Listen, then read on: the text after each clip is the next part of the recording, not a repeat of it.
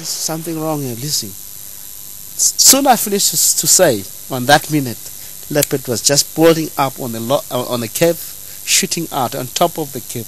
And I was between him and the guy that he was playing. I was standing on the other side of the tripod and the camera. I can see the tail hitting the legs of the other guy. Tail, yeah. The leopard goes coming around like this now. The tail, coming around like this, jumping off, run like few meters, 10 meters, and come back again. Jump on top of the rock, making noise, and we all like shouting, stop, stop. And there was a guy, he wants to run away, and if you break up on that unity, the leopard will signify the one that is out. And we all like, hey, don't run away, slowly making noise, and slowly we pull off from the rock itself and go to the Land Rover. It was just amazing story that happened. I didn't when we got there, we didn't expect that something can happen like that. And unfortunately, with the camera, everyone forget to film what's going on, because we were all like shouting and trying to protect ourselves. The more you make noise, it's how actually, the species should get attention. That these people, they're here, but they're not trying to stop or shouting. It will back up slowly. And the leopard eventually move off. And we jump on and understand that. The next day we come with the vehicle and find that she's a living youngster. We were there she was busy giving birth and we were not aware. So it was new youngsters.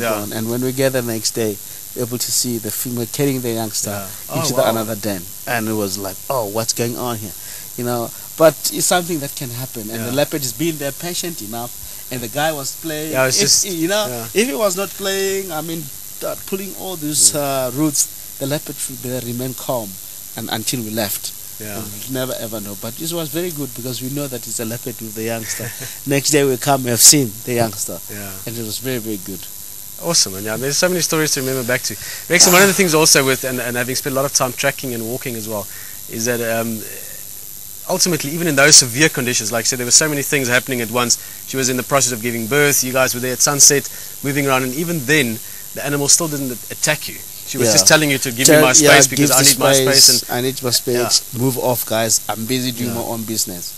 I think as long as, and that's part of what I enjoy about this as well, even though severe circumstances, as long as you behave correctly, animals don't want to attack people. As long as you give their space and vice versa, we can all sort of look around together. Yeah, it's good.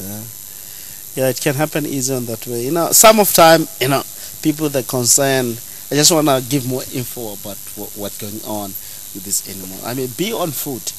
And it doesn't mean that species out into the world will able simply get to see human being or charge or kill. It doesn't work like that way. More special leopard.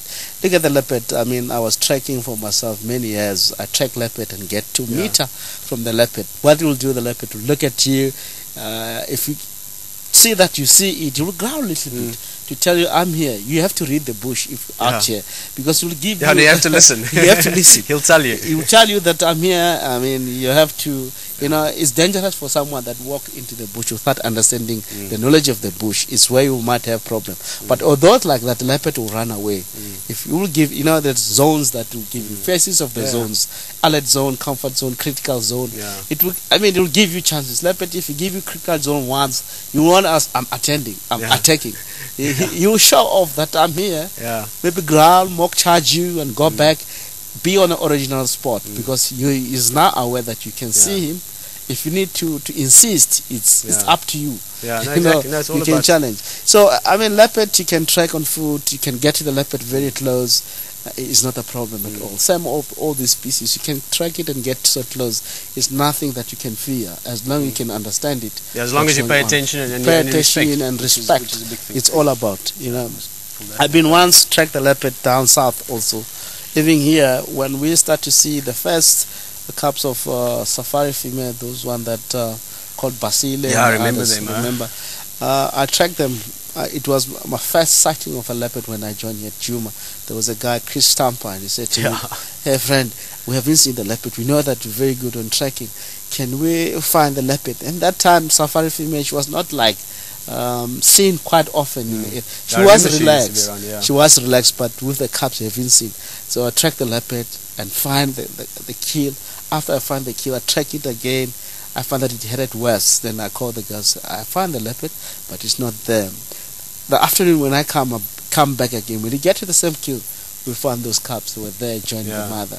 And the guy was very happy that he said he was his first sighting of the leopard cubs here in Juba. Yeah. So it's something that leopard can get to see you. It doesn't mean that it will attack. It will do something fun for you. It will tell you that I'm here. I mean, back up and do whatever that. You know, if you can do walking is something that I enjoy. Even tracking animal, lions, a leopard, most all these cats. It's really amazing. I mean, it's trained you. You have that fear that I need to be sharp. I need to understand. You pay attention. You pay attention. Bird sound, everything, smells, everything. You tend to consider that, and it will help you to locate an animal. Of course, it's like building a puzzle. Building a puzzle. Then on that way, you're able to know if birds is acting on this way, it means this. If I mean all these species of birds, it will really even assist you to tell you what's going on that environment. All part of the all part of It's easy on that way. Funny you mentioned leopard. It's a story we won't talk about today, but maybe at one of the storytellings. My second last day at Juma before I left, and I can't remember what year it was, about 4 or 5 years ago, Nick and myself went for a walk from Bush Lodge, which is the other Juma camp, just down a drainage line, and we were playing around. I like playing in the bush, and at one stage I was further ahead, and I'll tell the story another time. But we found the smallest cubs I've ever seen. They were probably 2 weeks old or so, still blue eyes. And it was the day before I left, so I'm sure you guys saw them a lot later on. Because that female, she had 2 youngsters there between her nets and Kalkol female. Kalkol female, Yes. And she was there as well, but we'll maybe talk about that another time. Rex, I think we've got to still talk about pits we learn coming up, and lots of things. But you know how to enjoy stories. That's what fires are for. Yeah. To tell stories and to learn from them as well. So we'll do lots more of them. Yeah, thanks, man, for Pete. I mean, joining chat around the fire. I mean, it's time for Pete to come. At your water, there's one for everyone. Thank you. Shall we sit on the floor today? On the top. I'm going to stick out too high if I do. All right. So, maybe before we start, I got a quick surprise actually. As you were chatting with Rex, an email came in from somebody we quite know well, Marco. He was watching the fireside chat. Missing the fireside chat, I'm sure. Yeah, and he said it was cold and miserable in London, and he was missing the bush and all of us, which also means all of you, of course. And he wanted me specifically to thank everybody that made videos of him, and he really appreciated that, and he likes watching them. So he wants to thank all of you for it. And well, he's watching, so hello, Marco. Hello, Marco. How's it going? It is bizarre. We did say that Marco will pop in sometimes and say hello. So I think the fireside chat certainly was a place that Marco will always be missed at. And so much has happened. It's been I don't know. Yeah, no, it gets like that. I think it's two and a half or something like that. Yeah. So actually, the fireside chat today, but oftentimes I just forget what day of the week it is. But that's a good thing, I guess. It's been quite a week, and I guess what stands out animal-wise is the lion sighting that you guys just discussed here. I was on the back of the Jika, and for me it was a first being inside the lion pride like that, sitting quite exposed and open, and still feeling quite safe. Partly because I didn't feel any threat, and of course also the other part is that I trust Peter to use his judgment, not to get me into danger. No, but it was quite amazing. Like you say, we were in the middle. We had at one stage the male and the females there, and we had literally lions around us, which was quite cool. Fascinating. No, the things, it crossed my mind. That's the way my mind works. But I said, okay, no, it looks fine. There's no threat or. No, that's the important part, and then ultimately there is something primal in us that'll certainly tell us when you start feeling threatened.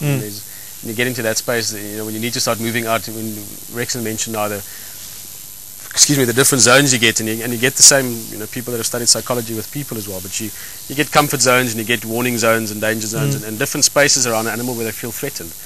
For some animals that can be at a far distance, for other animals it can be very close. For gorilla to walk into camp here and look around means that she's quite comfortable to certain distances, and that can vary with animals as well, the same as with humans. I mean, some people you can walk up and say, man, how's it going?